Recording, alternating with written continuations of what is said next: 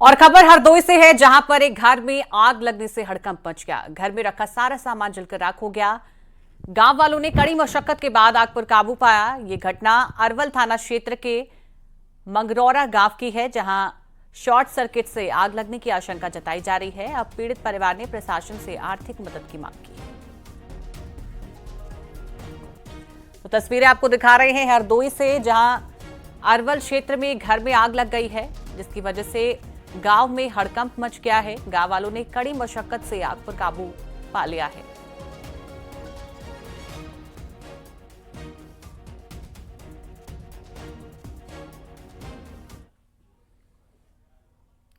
और वहीं सीतापुर में तेज रफ्तार डंपर ने ई रिक्शा को टक्कर मार दी है। हादसे में ऑटो चालक समेत एक व्यवसायी की मौत हो गई है। इस घटना के बाद डंपर चालक मौके से फरार हो गया है। सूचना पर पहुंची पुलिस ने शव को कब्जे में लेकर पोस्टमार्टम के लिए भेज दिया है।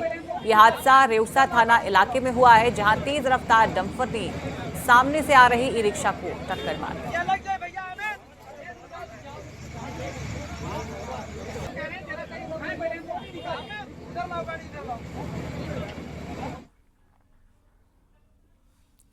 और वहीं राजधानी लखनऊ के राष्ट्रीय बाल गृह निर्माण रिहैब सेंटर में फूड पॉइजनिंग की वजह से बच्चों की मौत हो गई है।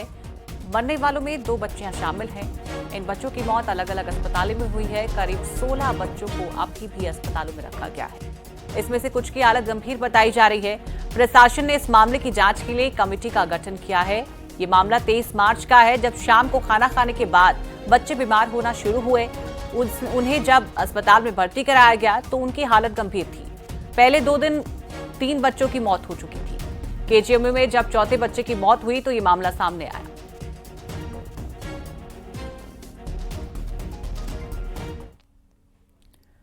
उधर लखनऊ के लोकबंधु अस्पताल में बीमार बच्चों को देखने के लिए डिप्टी सीएम और स्वास्थ्य मंत्री बृजेश पाठक पहुंचे। बच्चों को फूड पॉइजनिंग से खाने से दिक्कत हुई है। बच्चों को गहन चिकित्सा में रखा गया है। हम लोग स्वयं उसकी मॉनिटरिंग कर रहे हैं और बच्चों को जो मेडिकल हिस्ट्री है उसको भी हमने मंगाया है। किस बच्चे में पहले से कोई बीमारी तो नहीं थी, और सभी बच्चों को स्वस्थ करके हम उनके स्थान पर वापस भेजेंगे और स्थितियां पूरी तरह से नियंत्रण में है। सभी बच्चों की हालत स्थिर है। और अगली खबर ग्रेटर नोएडा से है, जहां डीएम ऑफिस के बाहर एक लड़के ने आत्मदाह की कोशिश की है। पेट्रोल डालकर आग लगाने का प्रयास किया है। लड़का रेवेन्यू से जुड़े मामले से परेशान है। घटना के बाद डीएम ऑफिस में हड़कंप मच गया। वहां मौजूद पुलिसकर्मियों की वजह से लड़के की जान बच पाई है।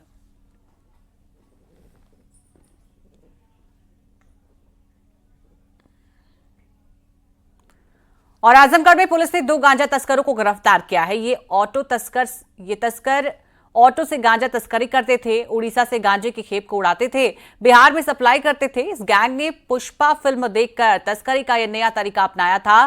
गैंग ने ऑटो खरीदना शुरू किया और मॉडिफाई करके ऑटो की छत में एक लेयर बनाई, फिर गांजा को छिपाकर उसकी तस्करी करने लगे। पुलिस ने कब्जे से 70 किलो गांजा बरामद किया है, जिसकी कीमत 7 लाख रुपए है। 1000 कैश, 2 फोन और ऑटो मिला है। द्वारा सिमराहा अंडरपास जो रानी की सराय में पड़ता है, यहाँ से 2 लोगों की गिरफ्तारी करेगी। एक का नाम मास्टर साहनी है, ये गोपालगंज बिहार का रहने वाला है, और दूसरा आदमी है सुरेंद्र यादव, ये देवरिया का रहने वाला है। इन लोगों ने मूवी देखी और मूवी की तर्ज पर इन्होंने सोचा कि गांजे की तस्करी की जा सकती है उसी तर्ज पर। तो ये लोग अपना ऑटो लेकर देवरिया से उड़ीसा जाते थे। उड़ीसा से इन्होंने अपने ऑटो की ऊपर की कैविटी में, छत में, इसमें छेद बना रखा था, जिसमें ये अपना सारा गांजा भर लेते थे और उड़ीसा से लाकर ये अपने देवरिया ट्रांसपोर्ट करते थे। और वहीं कानपुर पुलिस ने पनकी के लॉजिस्टिक पार्क में चोरी करने वाले 5 आरोपियों को पुलिस ने गिरफ्तार किया है। 4 करोड़ का माल लदे कंटेनर को चोरी किया था। आरोपियों के पास से चोरी का माल मिला है। 280 कैमरे और सर्विलांस टीम की मदद से गिरफ्तारी हुई है। पकड़े गए बदमाश हरियाणा के सदस्य हैं।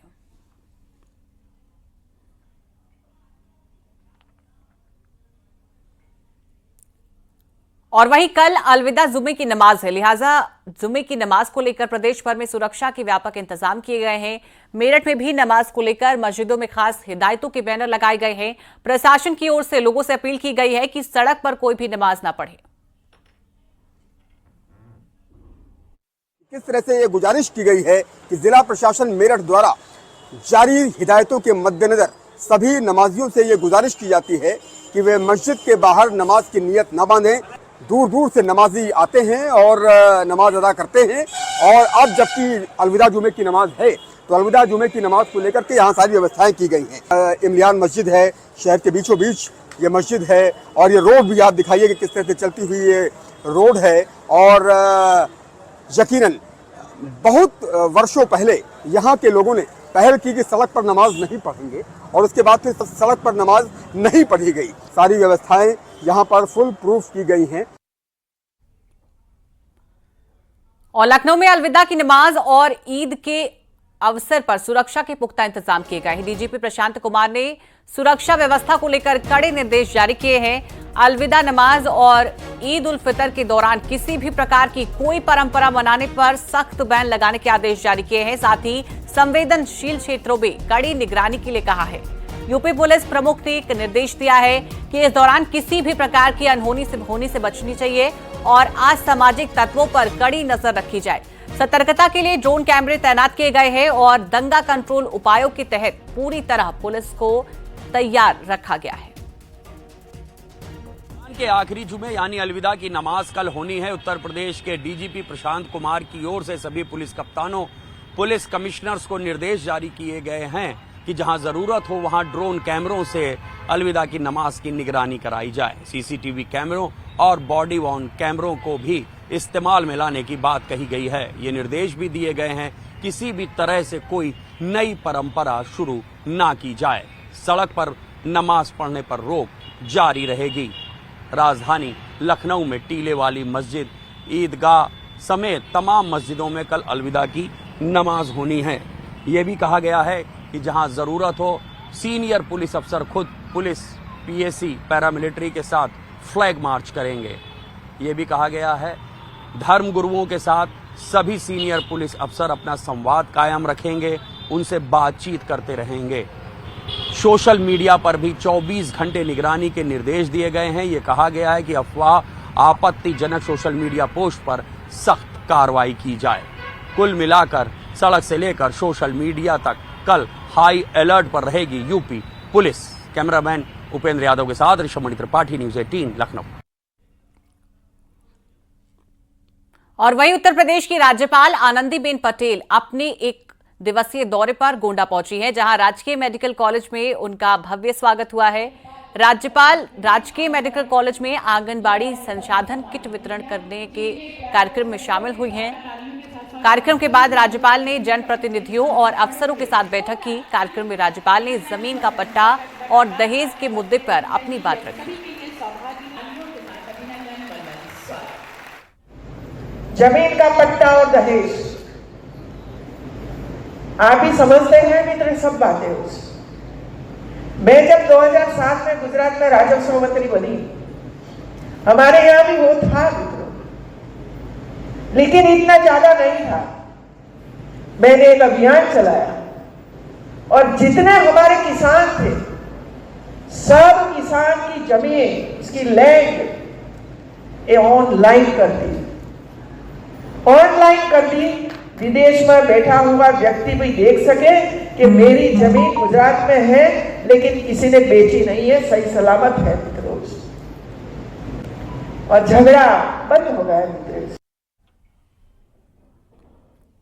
और यूपी के कैबिनेट मंत्री ओम प्रकाश राजभर ने योगी सरकार के 8 साल पूरे होने पर सरकार की उपलब्धियां गिनवाते हुए कहा है कि पिछले 8 सालों में प्रदेश में केवल विकास हुआ है, अपराध पर रोक लगी है।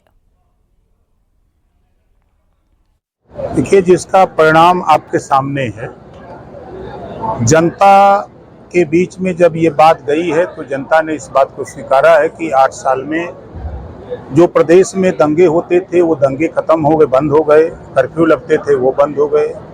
जो अपराधी छुट्टा सांड की तरह घूमते थे अब उन पे बड़े पैमाने पर लगाम विराम लगा, अंकुश लगा है।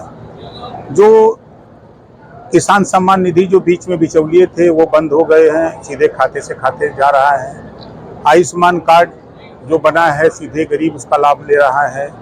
राशन सीधे उसके दस्तखत पे ही राशन अंगूठा लगाने पर या उसका अगर अंगूठा नहीं काम कर रहा है तो जो विकल्प है वहाँ तक पहुँच रहा है। किसान की नई तकनीकी आ गई। आज जो नहरों में पानी की समस्या जो नहरें पूर्ण नहीं थी उसको पूर्ण कराने का काम आगे बहुत बढ़ा है। और बाबा बागेश्वर को लेकर एसपी सांसद वीरेंद्र सिंह की विवादित टिप्पणी पर अयोध्या के साधु संतों ने नाराजगी जताई है। देखिए, चाहे वो वीरेंद्र सिंह हो चाहे समाजवादी के पार्टी के लोग हों, ये लोग कुंठित मानसिकता से ग्रसित हो चुके हैं। ये लोग बीमारी से ग्रसित हो चुके हैं। ये लोग बीमार हो चुके हैं। ऐसे लोगों को समुचित इलाज की आवश्यकता है। मैं सरकार से निवेदन करूंगा कि इन लोगों का समुचित इलाज कराया जाए, जो इस तरह के बयानबाजी न कर सकें भविष्य में।